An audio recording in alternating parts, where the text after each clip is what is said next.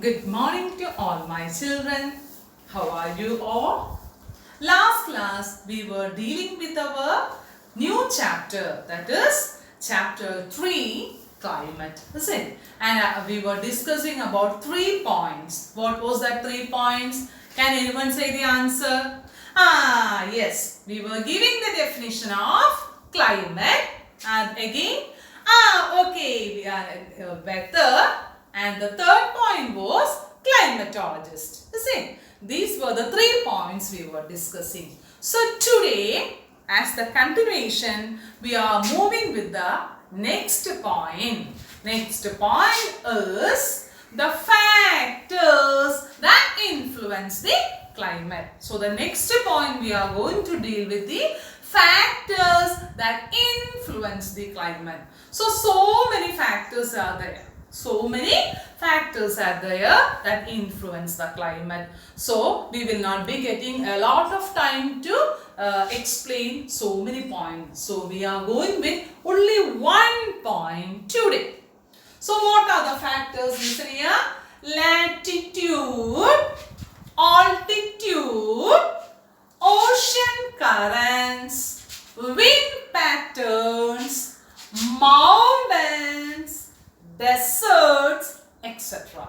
Once again, latitude, altitude, ocean currents, wind patterns, then mountains, deserts, etc. These all are the main points that affects that influence the climate. So we are going with the first point, latitude. What is the first point we are going to discuss? We are going to discuss about the first point, latitude. Is it? So you have to listen carefully.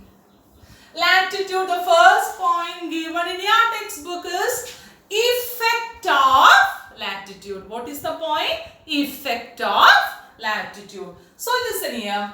Earth. We know Earth is round in shape. Listen, when we go with this chapter, you have to keep it in your mind about the special parallels of latitude. What is the thing you have to keep? The special parallels of latitude. We were circling. One circle was there. Then center part we will call it as equator. Upside we will mark it as north, and downside we will mark it as south. Then Tropic of Cancer near to the equator, Tropic of Cancer, Arctic Circle, then the degree, all the things we were going. Down it is Tropic of Capricorn, Antarctica. You see? So all these points were clear for you in the first chapter. So please keep that picture in your mind and listen this point. What is the effect of latitude's first point? That is, the earth receives, we all know that earth receives heat from where? Can you say? Anyone, can you give the answer? Yes, the earth receives heat from the sun. Yes or no? The earth receives heat from the sun. And as the equator, we know that the central line is known as equator. As the equator being near to the sun, as the equator being near to the sun than the poles. Poles means north pole and south pole. Yes or no? Upside north, down south. As the equator being near, otherwise being close to the sun than poles. What happened? Most part of the earth receives sunlight. Most of the part receives more sunlight. When this most part of the earth receives more sunlight? The equator being near to the sun than the poles. The equator being near, like this, near to the sun than the poles. There what receives? Heavy sunlight. Heavy sunlight will be happening there. And what will happen? This direct heat, the direct heat makes the area between the equator and the Tropic of Cancer. Listen carefully once again. It is a complicated topic. So listen carefully. I told you equator. Equator being near to the sun than the poles. What receives there? Heavy sunlight. Is it? Heavy sunlight receives. Heavy sunlight receives and this direct sunlight, otherwise this direct heat.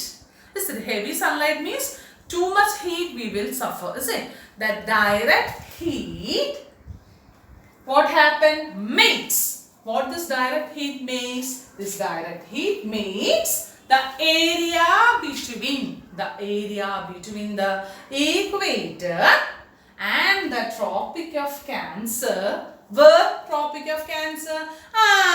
Tropic of Cancer in the northern hemisphere. We know that upside equator, upside all the things we will denote it as north. Is it? So Tropic of Cancer in northern hemisphere and also the Tropic of Capricorn in the southern hemisphere.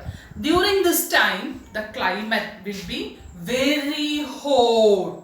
My dear children, during this time, that is when they receive more heat, Tropic of Cancer, then in the northern hemisphere, Tropic of Capricorn in the southern hemisphere. At that time, what happened in your text itself, when you just go through your textbook, you can see one picture also. Here is it. So many zones, torrid zone, different zones are given. Next class that we will go with that one. Here this picture, next class you will be easy for you to look and identify after my class.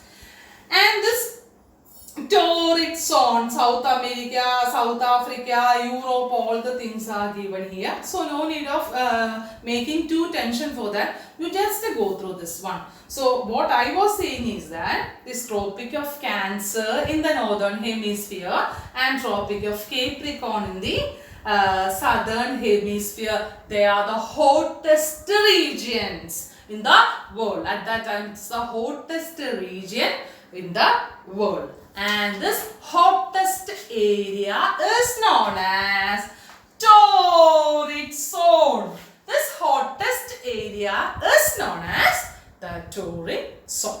So again, so many points have to be mentioned, but this is a very difficult thing and it is very complicated for you to understand. So before winding this class, again we will go through the points. The first class we were discussing about weather. Yes or no?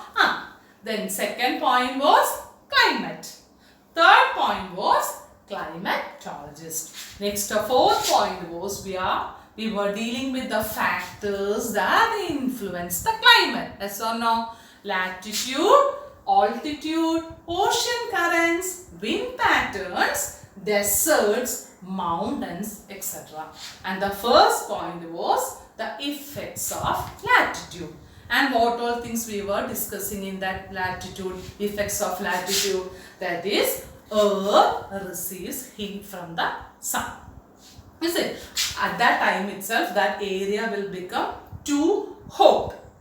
Then this direct heat receives sunlight and the direct heat makes the area between the equator and the Tropic of Cancer in the northern hemisphere and Tropic of Capricorn in the southern hemisphere. At that time it is the hottest region. So that hottest region, in essence, in this chapter we will call that hottest region as torrid zone. What we call that hottest region? The area between the equator, Tropic of Cancer, then Tropic of Capricorn, the northern and southern hemisphere. That hot area, what we call it as torrid zone. So up to this, you have to read the text 3 or 4 times and write the points in your notebook, back of your notebook. So when you go through the text, it will be easy for my dear children to say the answer. So wish you all the best. You have to prepare for your exams also. God bless you. Have a nice day. Thank you.